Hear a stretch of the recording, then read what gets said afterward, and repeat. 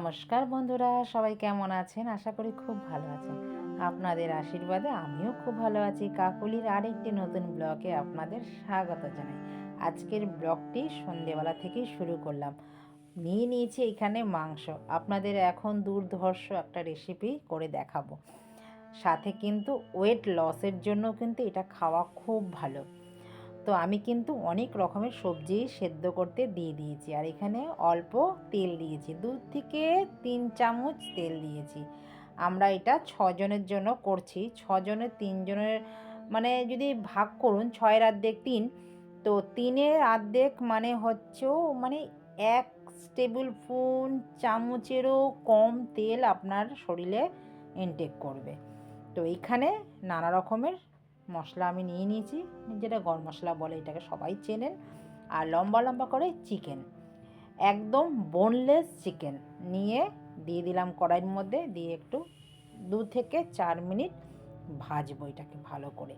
আর ওইখানে আমি সেদ্ধ বসিয়ে দিয়েছি সবজি, যত রকমের শীতের সবজি আছে। লাউ আমাদের শরীরের পক্ষে কতটা ভালো সেটা তো আর বলার বাকিই রাখে না আপনাদের কাছে। গাজর, বিনস, একটু মাশরুম, পেঁপে, এগুলো দিয়েছি। এগুলো পেট অনেকটা ভরা থাকে, এগুলো ভারী সবজি, আপনারা তো সবাই জানেন। আর দিয়ে দিলাম এই চিকেনটা ভাজা হওয়ার পর 2 থেকে 4 মিনিট, এবার দিলাম কাঁচা পেঁয়াজ একটু কুচোনো, আর এখানে আদা রসুন পেস্ট করে নিয়েছি, দিয়ে দিলাম। দিয়ে এবার মশলাটাকে চিকেনের সাথে ভালো করে কষিয়ে নেব। আর এখন শীত ভালোই পড়েছে, এগুলো খেতে কিন্তু বেশ ভালো লাগে। আমাদের ঘরে কিন্তু খুব খাওয়া হয়। এটা হচ্ছে চিকেন স্টু বলতে পারেন, নাহলে সবজি চিকেনও বলতে পারেন, এত নামটা আমি দেই না। তো এই যে দেখুন, টমেটোও কিন্তু দিয়েছি 2টো, দিয়ে এবার সবজিগুলো সব ঢেলে দিলাম। এর মধ্যে কোনো কিন্তু মশলাই আর নেই, শুধু একটু আদা রসুন দিয়েছি যেন কাঁচা গন্ধটা না ছাড়ে চিকেনের। একটু ভেজে নিয়েছি, তার জন্য অল্প তেল দিয়ে, দেখলেনই তেল কয়টুখানি দিলাম, নামমাত্র সাদা তেল দিলাম, খুবই ভালো খেতে। এবার ভালো করে আমি নেড়ে নেব, নেড়ে টেড়ে এইবার আপনারা যদি চান বন্ধুরা, এটার মধ্যে না কর্নফ্লেভার দিয়ে একটু গাঢ় করতে পারেন। আমি যেহেতু কর্নফ্লাওয়ার আজকে দেবো না, কেন, আমার মেয়ে একটু গাঢ় জিনিস খেতে ভালোবাসে না, ও এটা দিয়েই খাবে। সন্ধেবেলা আবার চলে আসে স্কুল থেকে, আস্তে আস্তে এখন তো জানেন সন্ধেই হয়ে যায়, শীতকালে সন্ধেই হয়ে যায়, এসে না আর ভাত খেতে চায় না। আর আমারও ভাত খেতে ভালো লাগে না রাত্রেবেলা।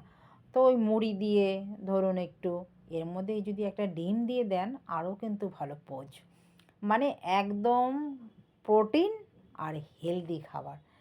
এরকম বাচ্চাদেরও রান্না করে দিতে পারেন, বয়স্কদের রান্না করে দিতে পারেন। আর আমাদের মতন যারা হাউসওয়াইফ আছেন, তারা তো কখনো নিজের চিন্তা করেন না। তো একটা তরকারি রান্না করবেন, বাড়ির প্রত্যেকটা সদস্যর কাজে যেন লাগে। আপনিও যখন খাবেন, আপনারও তো প্রোটিন দরকার, বলুন। সব সময় বাড়ির সদস্যদের চিন্তা করলে হবে, নিজেদের চিন্তাও তো করতে হবে। নিজেদের ভালো রাখলে বাড়ির সদস্যরাও ভালো থাকবে। দেখুন রান্না কিন্তু আমার হয়ে গেছে, এবার দিয়ে দিলাম মেয়েকে খেতে। মেয়ে আজকে ব্রেড দিয়েই খাবে, ব্রেডটাকে ছেঁকে দিয়েছি বাটার দিয়ে। দেখুন 6টা বাজে, মেয়ে এখন ভাত খেতে চায়। তো চলুন, মেয়ে খাওয়া হয়ে গেছে, মেয়ে পড়াশোনা করে এখন বাজে 9:30। 9:30 আগেই আমি খেয়ে নিই, 9টার সময় বসেছি, 9:30 বেজে গেছে খেতে খেতে। খাওয়া আস্তে আস্তে খেলে পরে হজম হতে সাহায্য করে। আজকে আমার রাতের ডিনার কিন্তু এটা দিয়ে সারবো। অনেকটা সবজি আছে এর মধ্যে, অল্প কটা মুড়ি নিয়েছি, একটা ডিমের পোচ নিয়েছি, ডিমের পোচ এর সাথে একদম ফুল পেট ভরা একটা খাবার।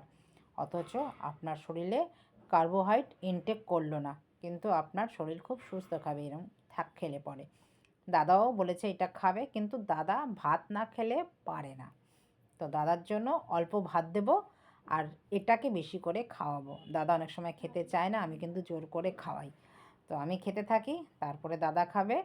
ভিডিওটা আপনাদের কেমন লাগলো, যদি কোথাও ভালো লেগে থাকে, লাইক কমেন্ট শেয়ার করে চ্যানেলটিকে সাবস্ক্রাইব করে কিন্তু পাশে থাকবেন।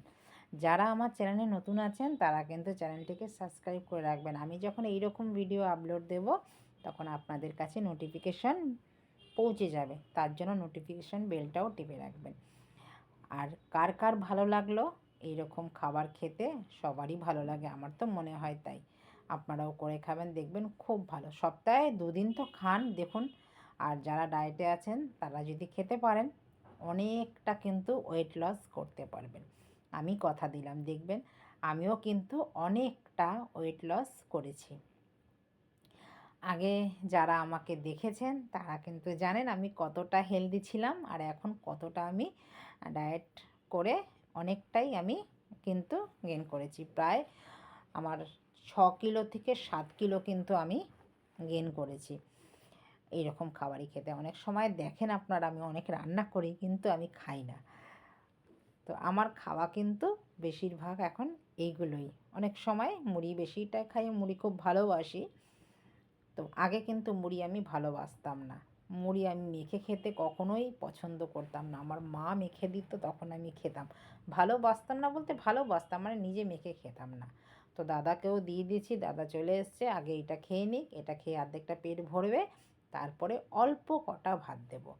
দাদাকে প্রচণ্ড ডায়েটে রাখি, শোনে না, তারপরেও আমি জোরজবস্তি করে খাওয়াই। দাদা কিন্তু এসব ভালোবাসে না, দাদা একটু মাছ মাংস এইটুখানিই ভালোবাসে। তো চলুন ভিডিওটা এখানেই আমি রাখছি, দেখা হচ্ছে আবার নতুন একটি ব্লগে নতুন কিছু নিয়ে। সবাই ভালো থাকবেন, সুস্থ থাকবেন, ভালো লাগলে পাশে থাকবেন। নমস্কার, দেখা হচ্ছে আবার নতুন একটি ব্লগে। টাটা।